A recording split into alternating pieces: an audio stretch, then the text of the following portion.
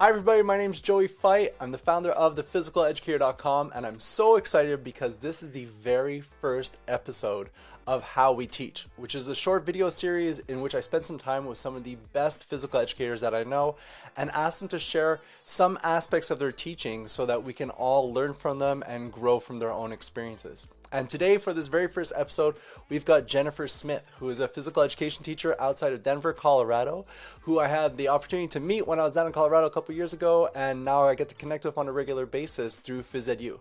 So Jennifer, I'm so pumped to have you here with us, and I'm really excited to kind of dive into some of the aspects of your teaching.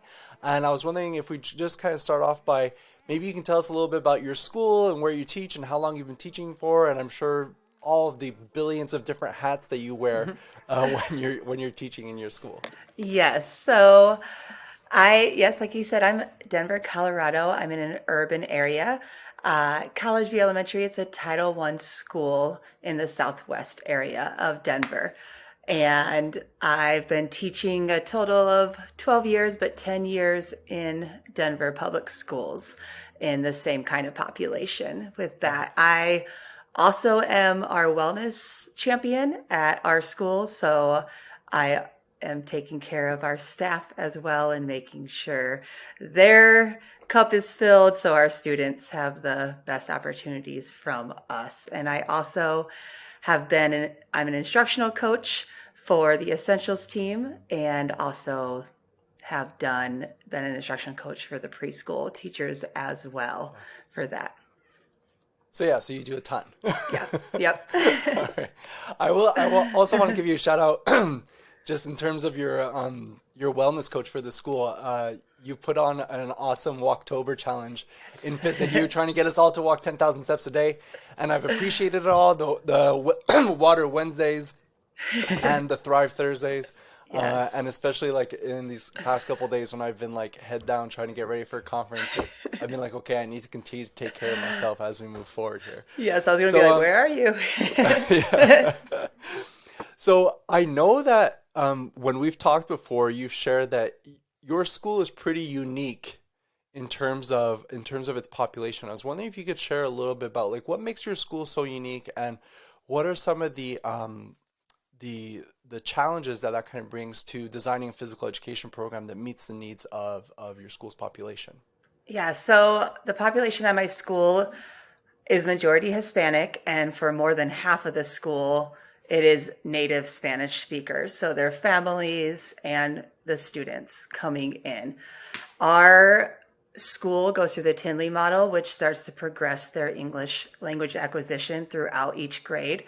And I am not bilingual. I have very little Spanish, so I pride myself on trying to provide the students with any strategies that I can so that we both are meeting in the middle and they're still getting everything that I put in to my lessons the same as if they were the native English speaking students. So there's 2 tracks through our school. We do have one track that is English speakers and the other track goes through that Tinley that they are mostly Spanish starting in the primary grades and they start developing more when they get closer to 5th grade. Okay. So when we've talked before, you've kind of told me that given the amount of English language learners that are present in your program, you've kind of have to like think outside of the box in terms of how to get them to participate in class, to feel comfortable in class, and to build that sense of community. So I'm curious, what kind of resources have you used or created in your teaching that has kind of made everything you're presenting to your students as accessible as possible to everyone so that every student in the class feels included? Yes, so visuals first. Definitely as many at different times, like chunking the visuals, not just like, Okay. here's one visual, figure it out. I definitely have at any time on my slide, I have a video, I have a GIF that just is looping, either showing the skill or, okay, here's the game. So here's a looping video of I either will have students come in early or I get one class to do it and I can then pop it up for my next class. And so they're like, oh, I didn't catch that part. I see that I'm supposed to be over here to start. So that's like the biggest piece. Um, them reaching that objective, I always translate it.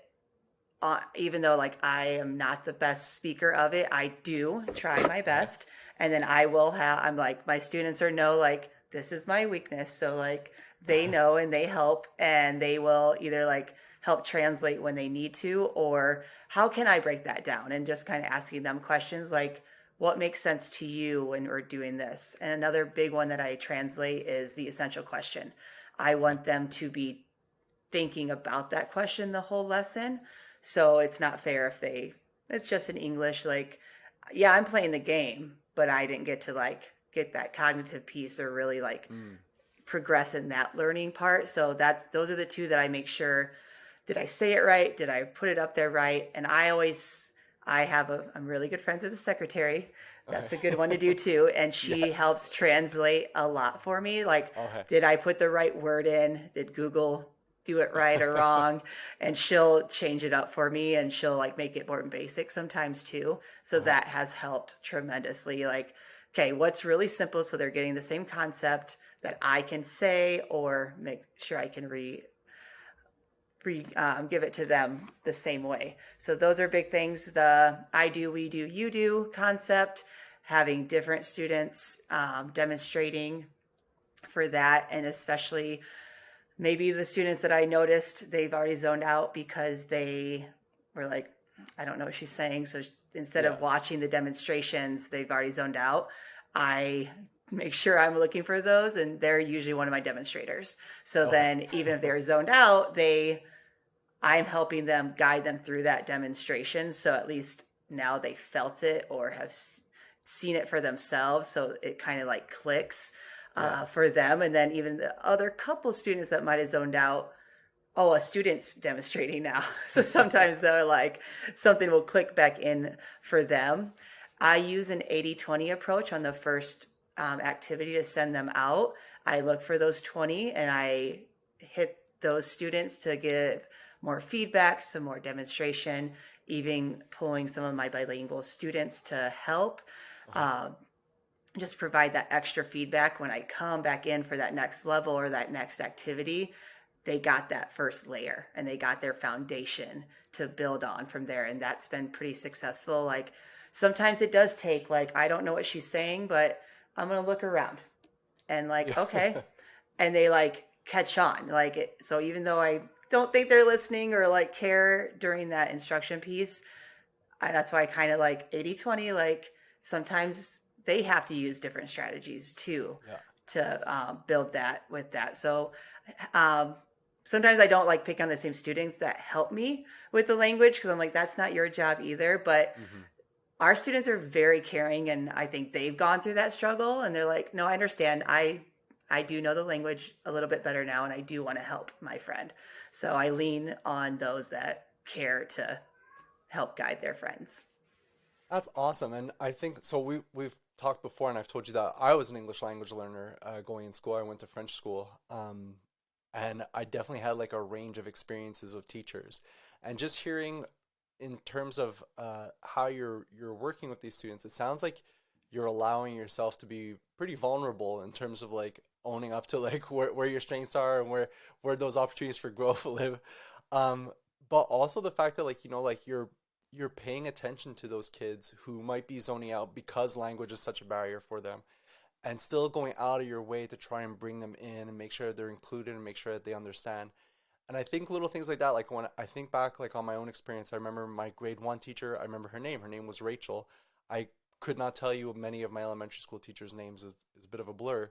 But I remember that she went out of her way in terms of making sure that I felt like I was a part of the classroom and that even though I couldn't speak French yet, that I was cared for and I brought value. So the little things like that, like really go a long way for a lot of these kids. And I love the way that you're saying like how you're leading like on your secretary and those students who are able to help you with the language, especially in terms of like student coming up with student friendly terms.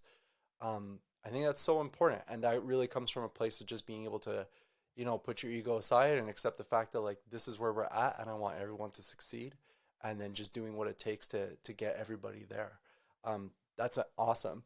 What so visuals, demonstration, those are some of the strategies. I'm curious, like, do you have anybody in your classroom that's there helping you with the students? What other kind of strategies have you or have you had success with in terms of keeping English language learners engaged and uh, included in your activities? Or is there any kind of else like any other strategy that kind of comes to mind in terms of getting everybody to be a part of the lesson?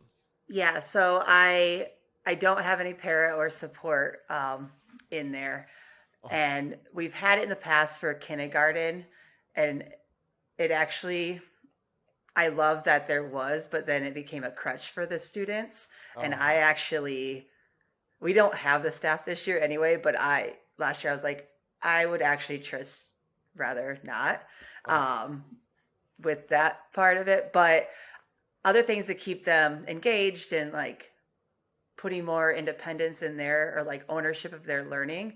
So I have on the bulletin board a help wall. So whatever unit it is, there will be the cues to the lesson. There will be like the success criteria of what our activity is. Always on my projection, there's the like next steps. This is what we're doing. So there's always some kind of visual to go to. And then there's also a help box, like by the help wall. Like, Okay. okay, I looked everything over. I've asked my friend and still like nothing. So that gives me like, okay, we need a one-on-one conversation. And if I do need to pull a student to have a deeper conversation, I can do that.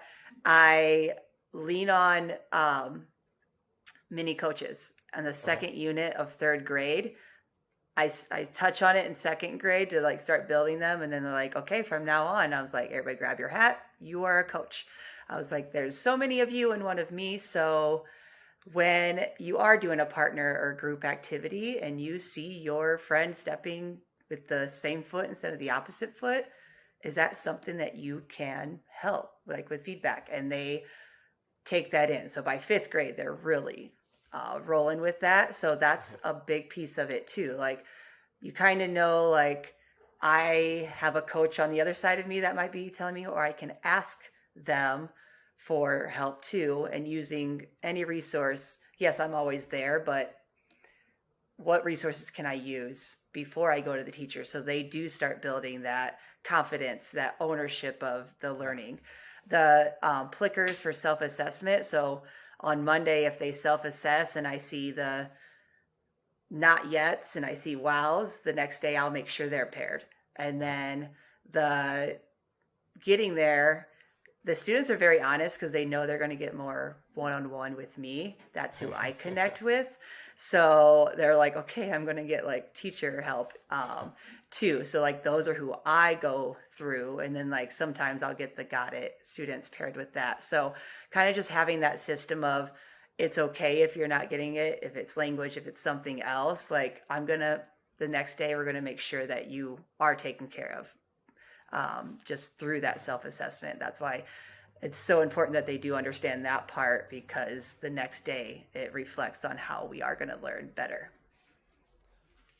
It just sounds like you're like I always when I work with teachers or give presentations, I always ask like, what's your students' physical literacy journey going to look like when you're no longer in the picture, and how are you preparing for that? And the fact that you're working with these kids and giving them multiple strategies, trying to come up with solutions to any obstacles they're facing on their own, that is very empowering, and it also shows that you're putting a lot of trust in them in terms of like you believe that they're able to figure things out. You believe that they're able to implement different strategies to go, and that trust goes a long way in terms of building relationships. um, Speaking of trust and relationships, one thing that blew my mind, and this came from I think a PE chat, it was either last season or the season before, but I remember that you shared what the lengths at which you would go to connect with the families of English language learners in your program. I was wondering if you can kind of share a little bit about the effort that you put into those relationships and kind of the impact that those efforts kind of creates. Yeah. So what we call it in Denver Public Schools is called home visits. So Okay. the homeroom classrooms, they're expected to 100% visit the homes twice a year. So they can connect at the beginning or any time that they feel they need that extra push in the relationship, or really like connecting with the parents to see if there's something more than just them coming to school not wanting to do stuff. So as the essentials teachers and any other support staff, we can jump on like, hey, I put like, tell me when you're going to this student, I would really like to come with you. I lean on that even more. And if there, it's the language thing, which is mostly where I want to like grow in. So I will make sure I go with a teacher that is bilingual. And when I do go, my purpose is to have them help translate that I'm doing all of these strategies for their student.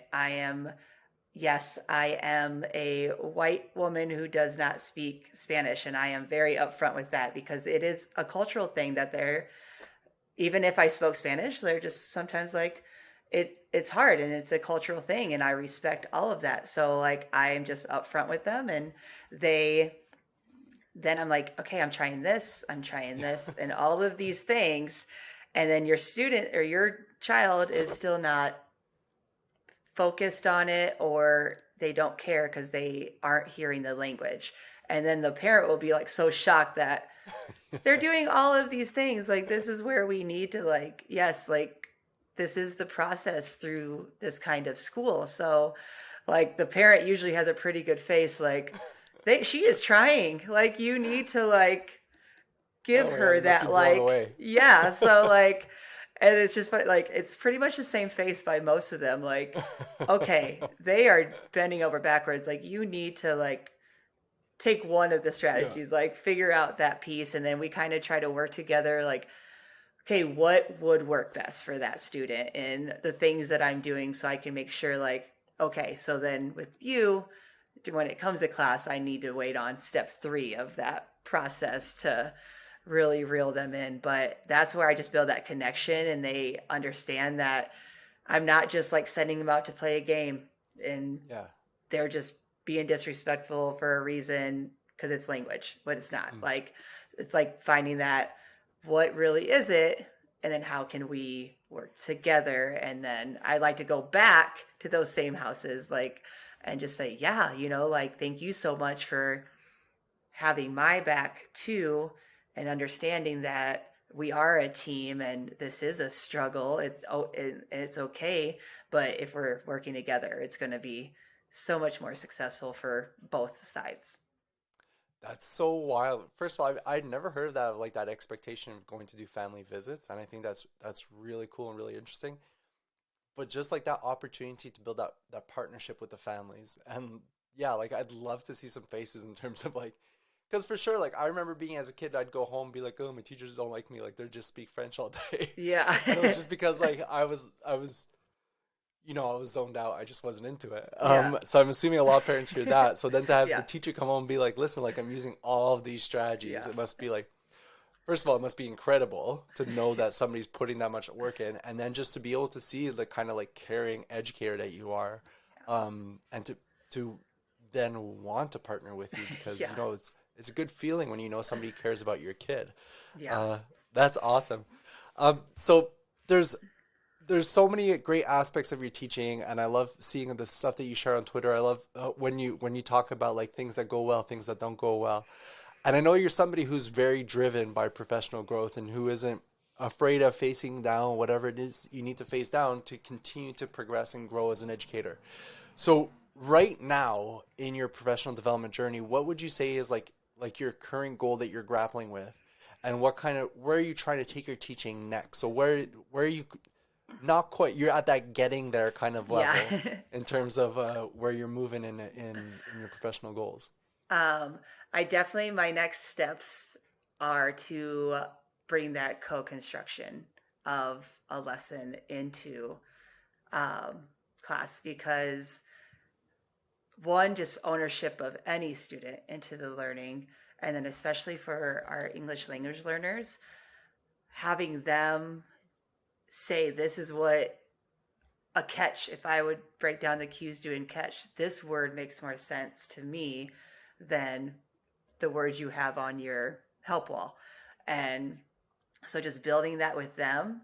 And even so, I've had, when I lead PDs in our district, they're like, oh, but I already have mine. Why are you going to just put that up for every single class and change? And I was like, you do you, but this is what like is digging at my heart. And I've worked to like figure out, yes, that is, sometimes like that's a lot. But I was like, okay, so I have a laminated success criteria, or like the skill for underhand or for catching.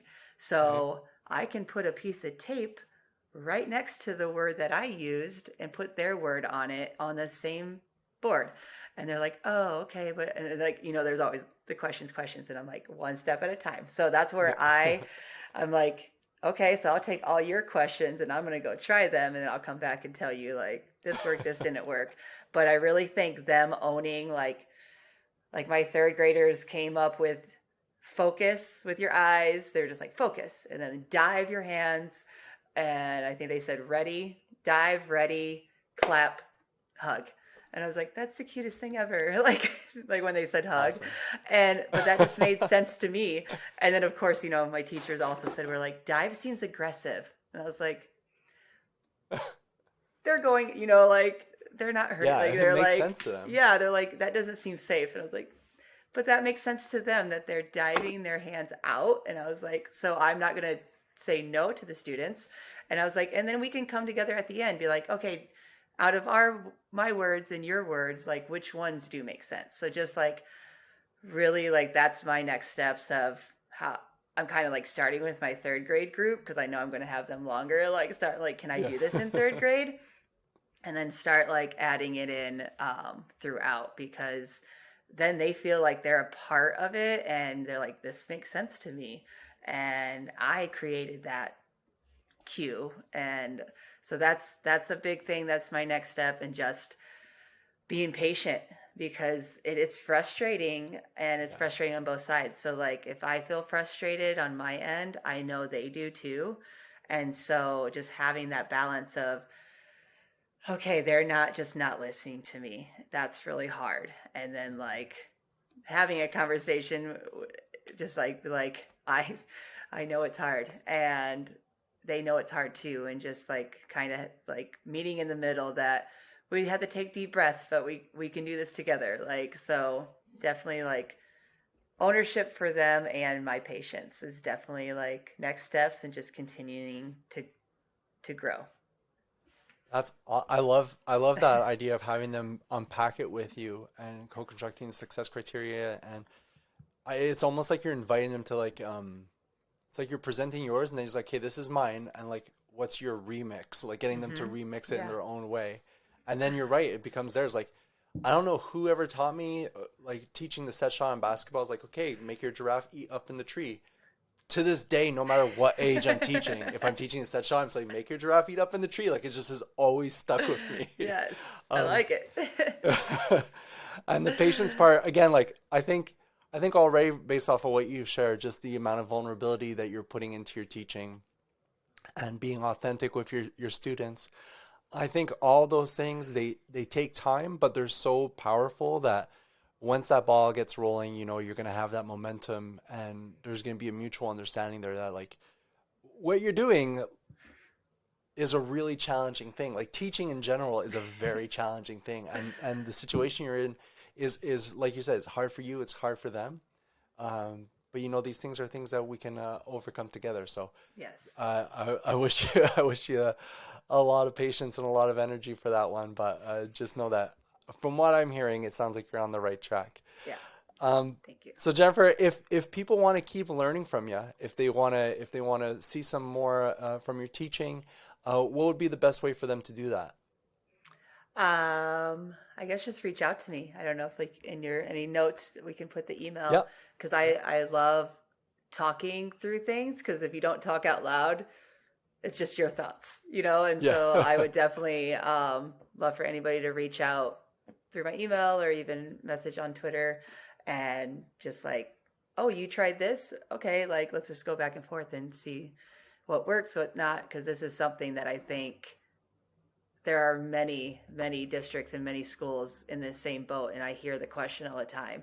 And I can do Duolingo every day, and that's not going to fix it, but putting strategies into place and failing and trying something new is going to make your side of it a little bit easier too, instead of just saying I can't. Yeah, no, I love it. That's a great way to end it. Okay, so thank you so much for this. This is awesome. Everybody watching, I hope that you enjoyed this very first episode of How We Teach. Be sure to check out the show notes. I will include Jennifer's email and her Twitter handle there, so you can go ahead and connect with her. And if you're on PhysEdu, you know where to find her in the DMs and in the comments as well. Jennifer, have an awesome rest of your day. Thank you so much for sharing a little bit of your teaching here, and I'll talk to you soon. All right, thank you. Bye. Bye.